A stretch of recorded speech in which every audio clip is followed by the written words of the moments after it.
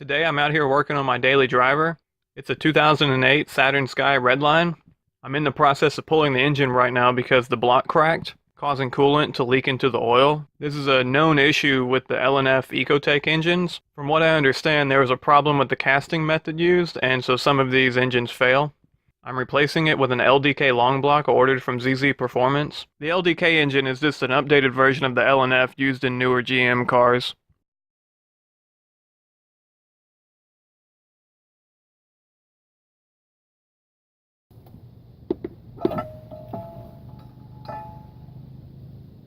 I've got everything pulled off the engine that I think needs to come off to hook up the engine hoist to it.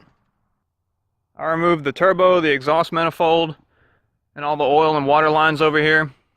Undid this thermostat housing here. Took off the heater hoses from right here. Over here on the other side, I've got the intake manifold pulled off and a ton of wiring undone that wraps around behind the engine. The only two things left holding the engine in are the engine mounts. So I'm going to get the chains hooked up to it and then undo those.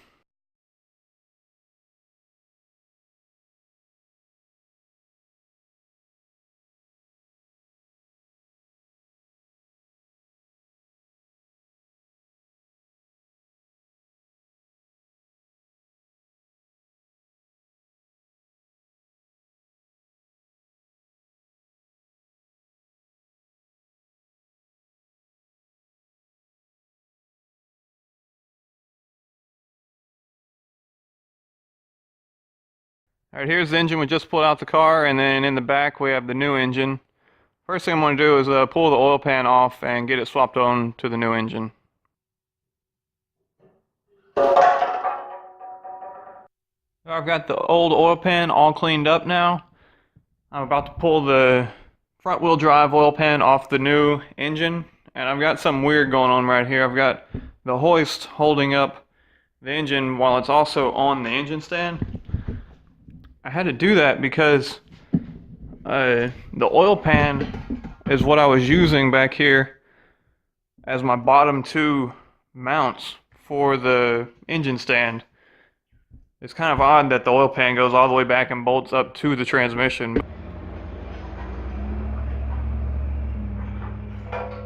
Another thing about the Ecotech engines is they don't use a typical rubber oil pan gasket. It's just silicone gasket maker stuff that's all going to have to be scraped off here.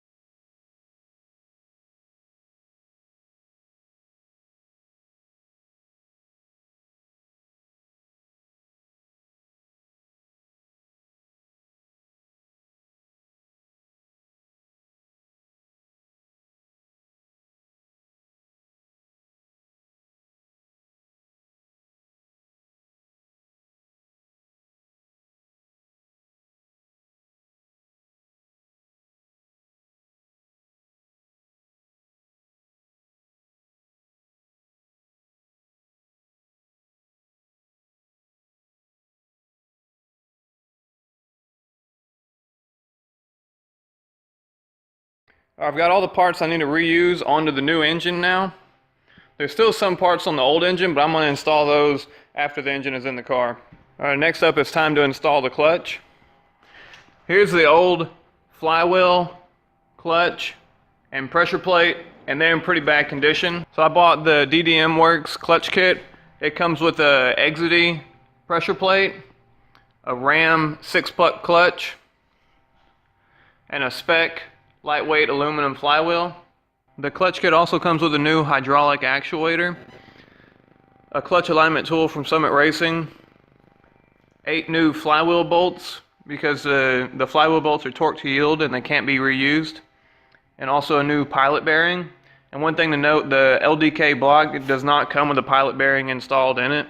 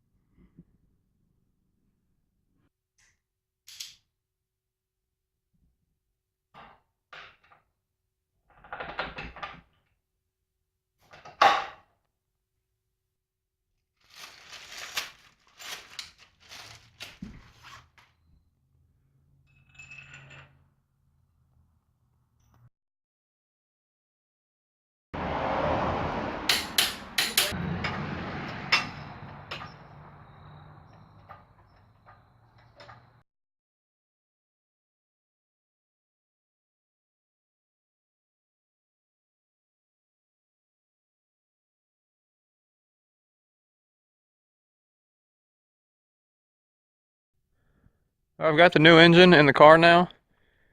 It's on the engine mounts and connected to the transmission.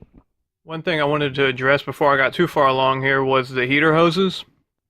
I'd read online multiple times that the LDK engine wouldn't fit in the Kappa platform because of this block that projects out of the back where the exhaust cam is, that it interfered with installing the heater hoses. It was stated online that you had to use an LNF head with the LDK short block would be the only way to get this engine to fit. But as you can see, that's not true. The heater hoses fit fine with the LDK long block in the car.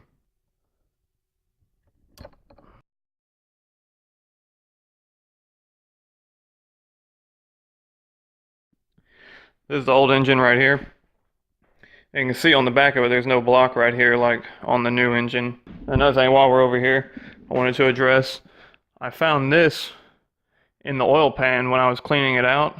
I believe it's a piece of this timing guide, but from the top up here somewhere that broke off and fell. And now I'm just going to continue to put everything back together over here.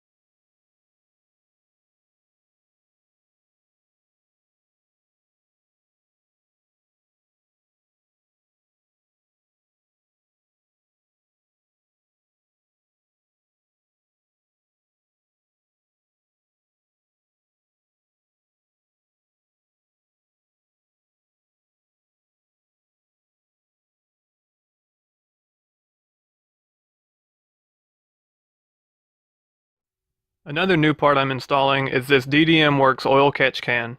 As you can see, there's a ton of carbon buildup on my old engine, and this is common for direct injection engines. I'm hoping this oil catch can will prevent this on this new engine.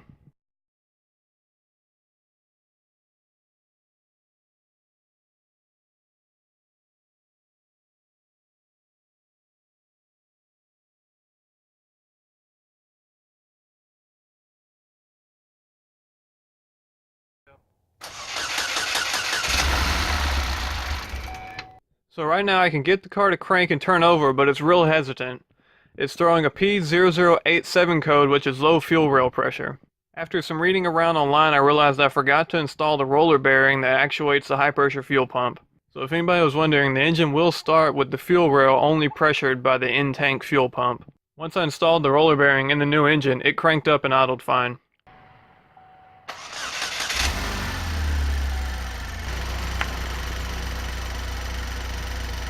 I double checked to make sure I wasn't getting any leaks anywhere, and then took it on a test drive. I drove it gently for a little over 500 miles to break in the new engine and clutch. Now I'm going to change the oil, and then go make some full throttle pulls.